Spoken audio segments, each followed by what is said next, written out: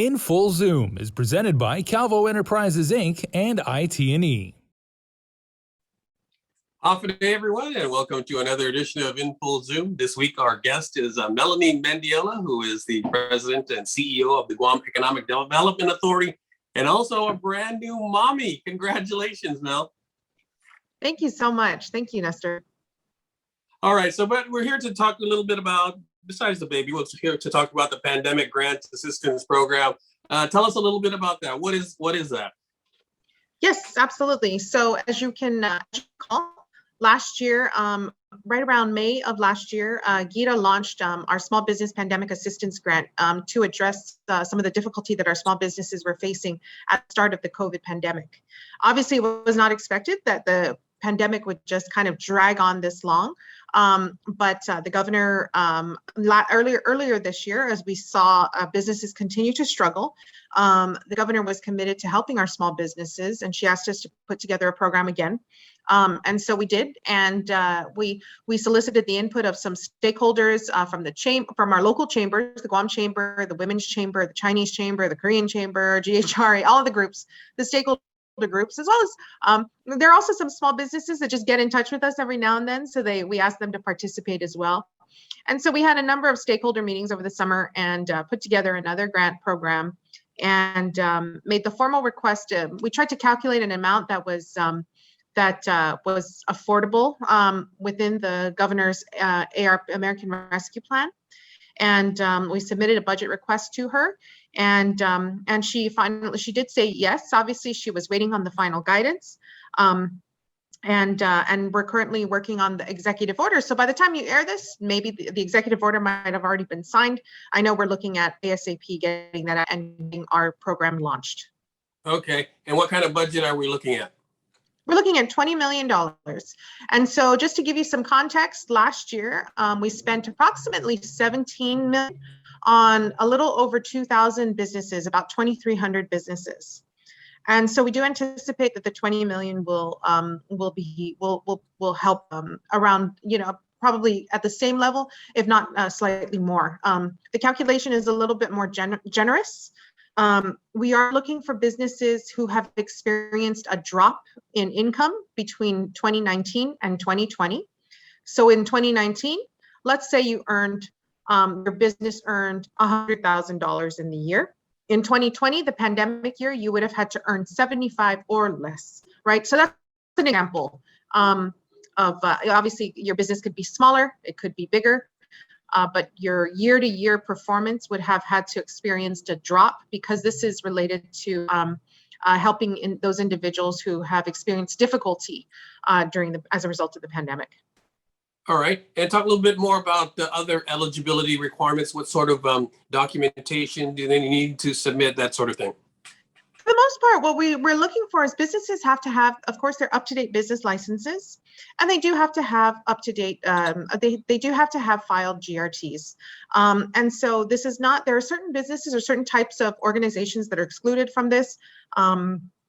So for example, farmers don't do GRTs, and so they would not qualify under this program. Nonprofits do not qualify under this program.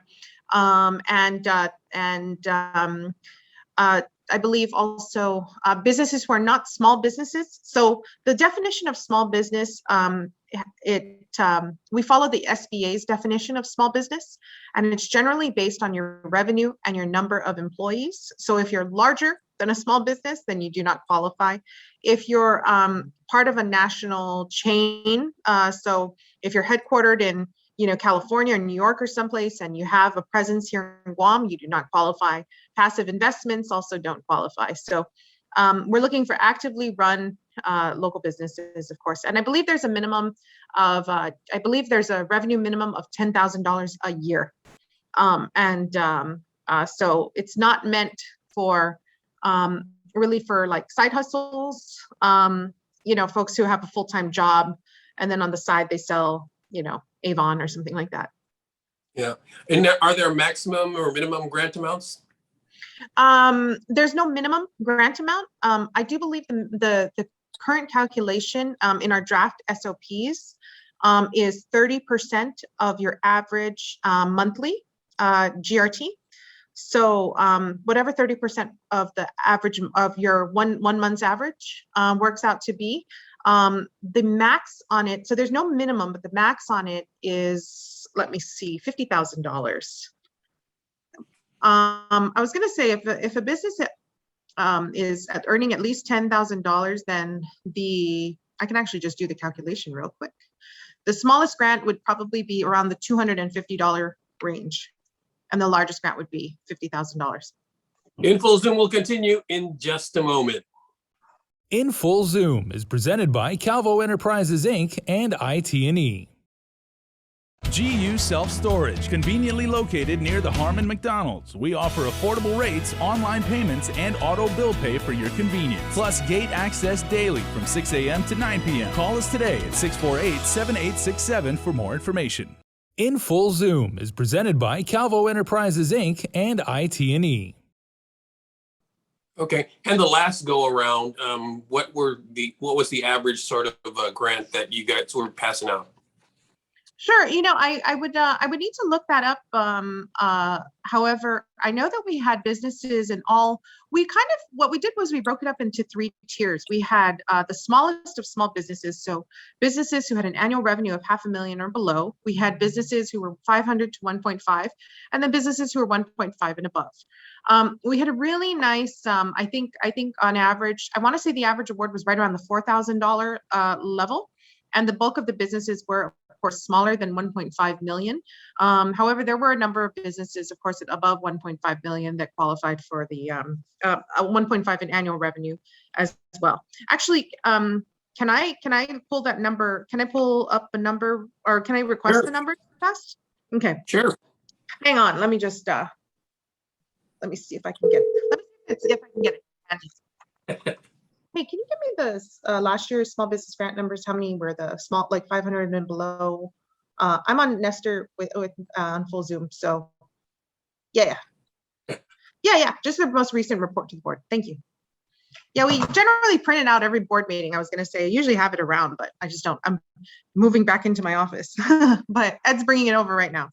Sure. And I also wanted to ask you about when you canvassed or discussed with stakeholders, discuss the program with your stakeholders. What was the common input that got, the main input that you got from them?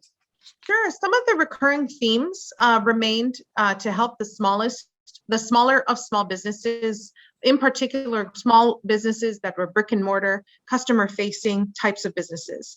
And so less of an emphasis on your professional offices, et cetera, and a greater emphasis on the small businesses. So what we did was we actually carved out in our SOPs a portion of the award, about $7 million of the $20 million that we want to reserve for the smallest of small businesses for the first 30 days, I believe it is. So as long as you get your completed application and within the first 30 days, you're going to pull from that pot, the preferred pot, before being lumped in with everybody else. Yeah. And what was their most typical use for the money? Inventory, employees? What did they use it for? It was all over the place. It was we had a lot of businesses who said rent continues to be a going concern. They'd also like to bring back a key employee, right? And so payroll continues to, as you did last year with the CARES Act, that you had to pay for something you experienced in the past. With this one, you could actually pay for something that you'd like to do in the future. So if you wanted, like I said, to spruce up your storefront, buy a new sign for your storefront or something along those lines, you could certainly do that. I have the numbers. Okay, go ahead.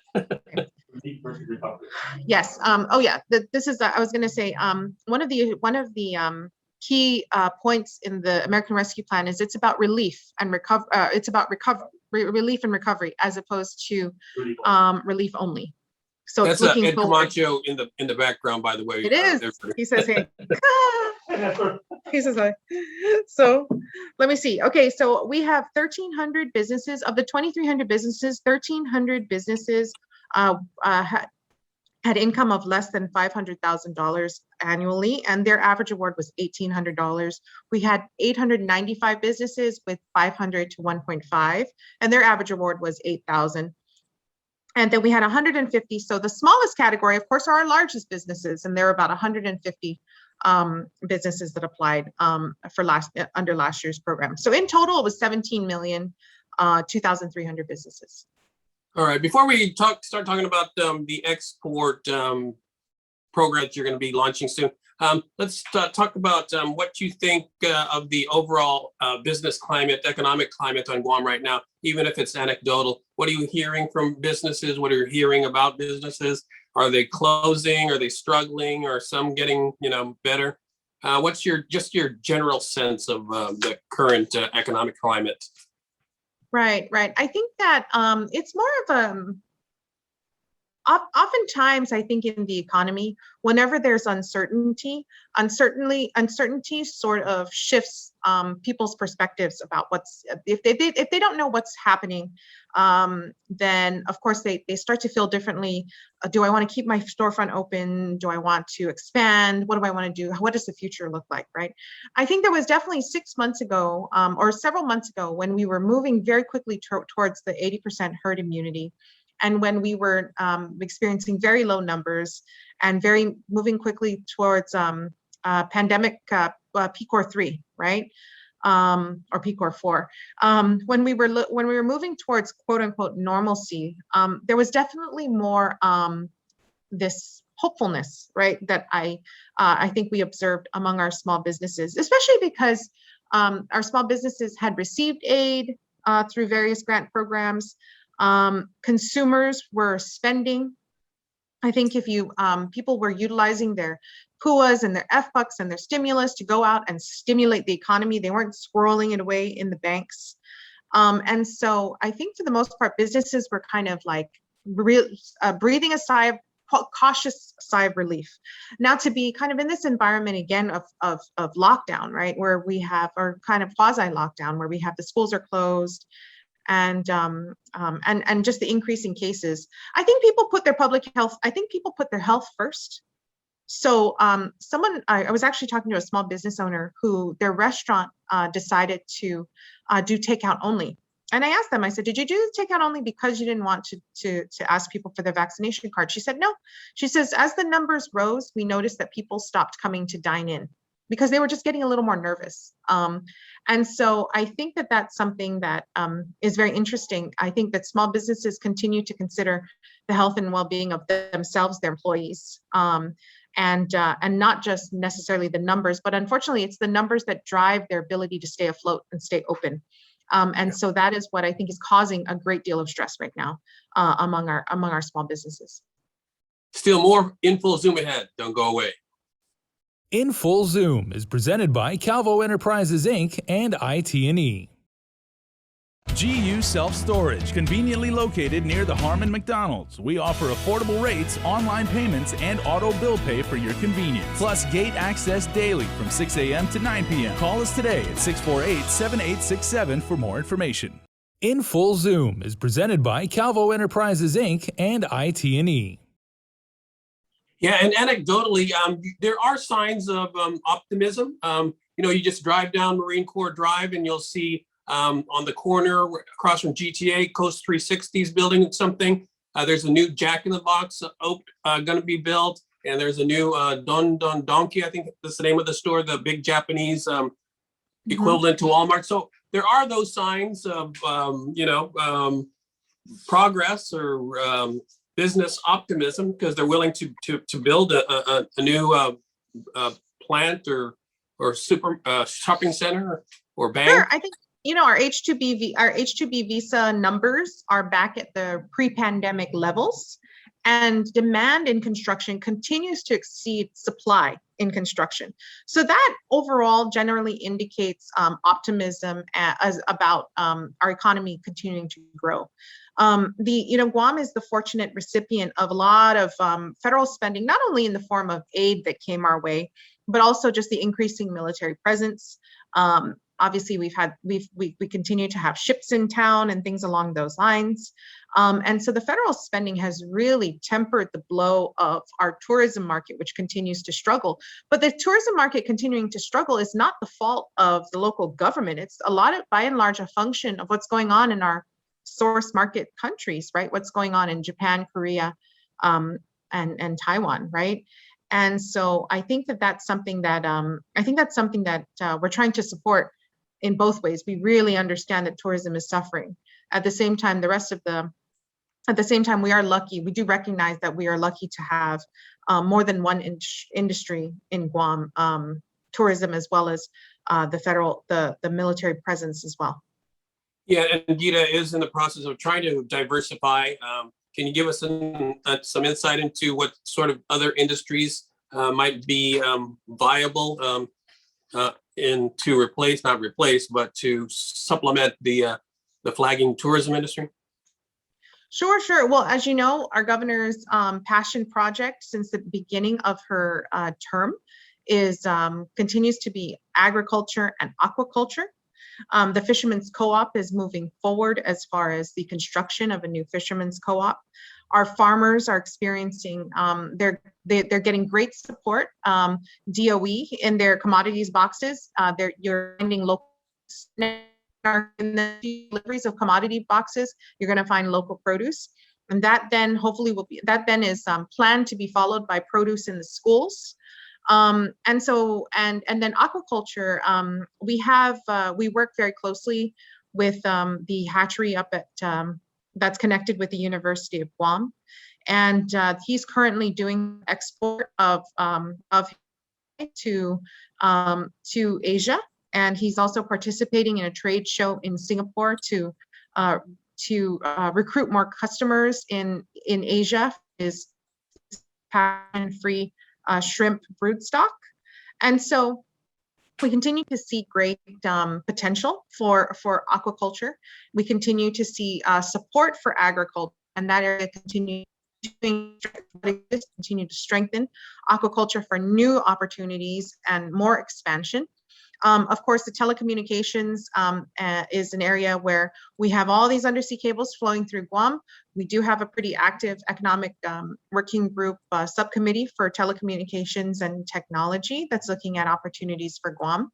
And another area that I like is healthcare. Healthcare is one of the, I mean, I think I've said this before, prior to the pandemic, healthcare and technology were the fastest growing number of jobs in the United States.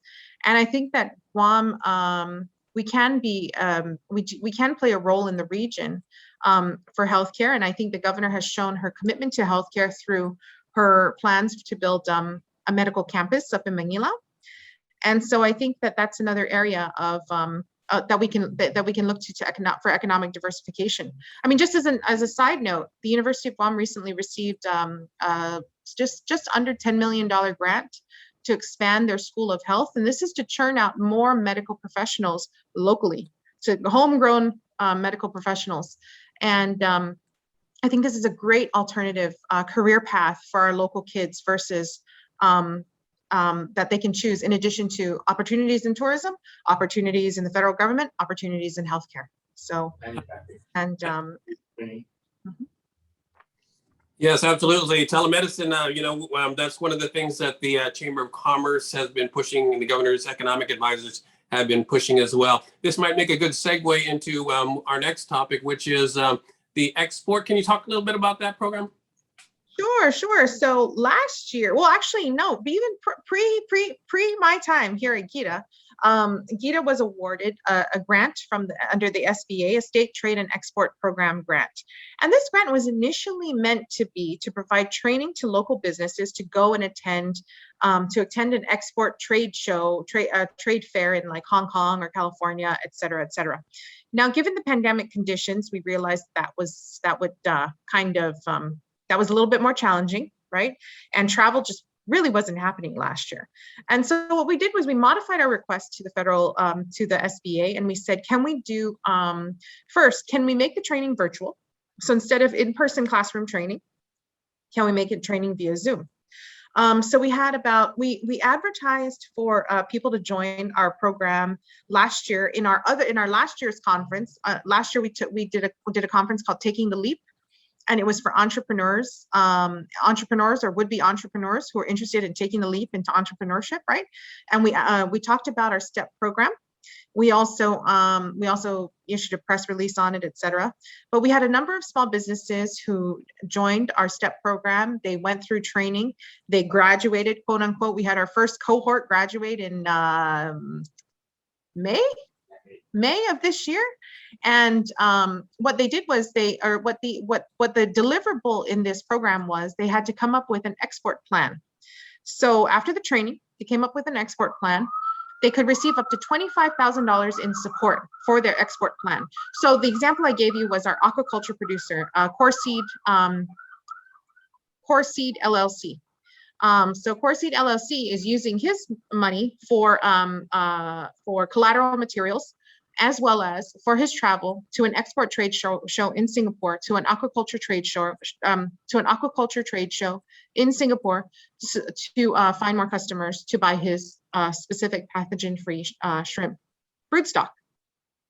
We had another business who developed an app, and this was to promote their app in Japan and Korea, translation services, etc. We had another business who was, we had a couple food manufacturer type businesses as well.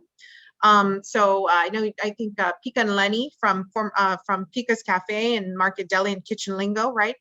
They have developed a Denancy drizzle called Denancy, and so they were in the program as well. And so after the training, they did the export plan. They were awarded grants of up to $25,000 to carry out their export plan. We took two of the top scoring plans to Las Vegas, to a trade show where they could meet customers and talk about Guam and talk about their products. And then we're following all of this up. The culmination of all of this is our September 10th virtual conference. So our virtual conference, we do have a number of representatives from off island as well, doing some training. We have, let me see here. We have panelists from the Western United States Agricultural Trade Association, the Hawaii Pacific Export Council, the Sacramento MBDA Business Center. We also have representatives to talk about exporting to countries in Asia.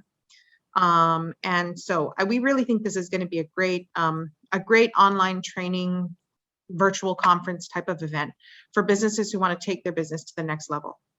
And how can they participate if they're interested?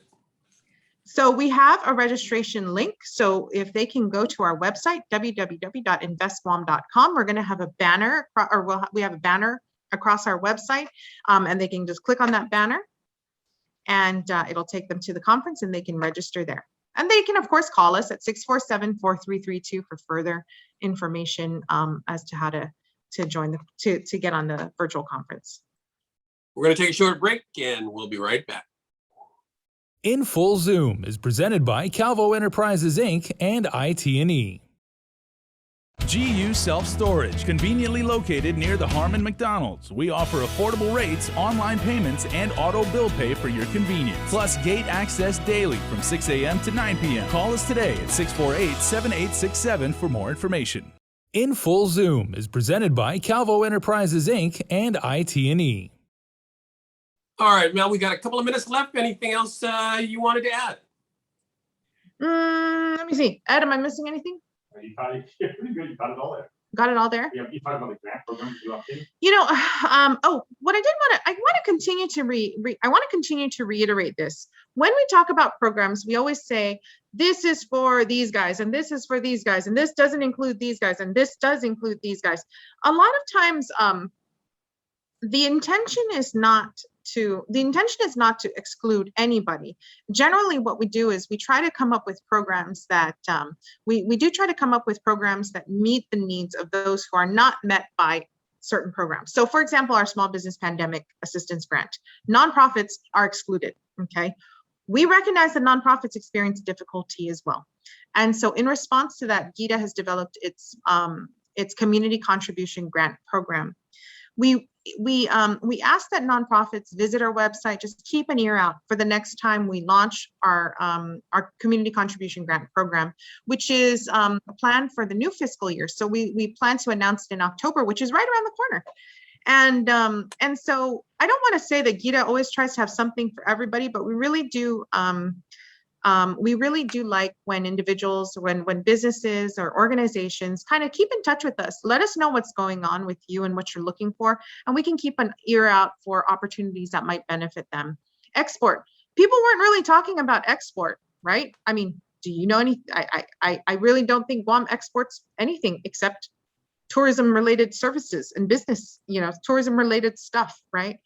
And but there were enough businesses to take part in this program that we're going to do it again. We're going to do it again next year, right? And this is for businesses who have been in business for at least 1 year, not brand new businesses. But then now we're also working with some of our incubator types of organizations, such as GUMA, to try to put together a program to get more small businesses off the ground. So we're trying to put together we're trying to do something for everybody. We really are. We're trying to do stuff for brand new businesses, for businesses that are existing and want to export, for nonprofits, for farmers as well. We've been doing a lot of work with the Farmers Co-op as well as the Fishermen's Co-op.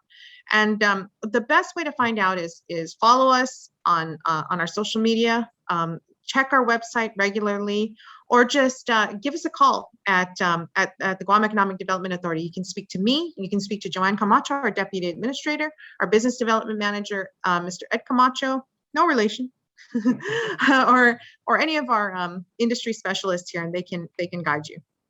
All right, thanks, Mel. Melanie Mendiola, the President and CEO of the Guam Economic Development Authority, and the proud new mommy of GEDA. Thanks for joining us, Mel. Thank you, Nestor. Take care. All right. I'm Nestor Licanto. Thanks for watching, everyone. We'll see you again next week on In Full Zoom.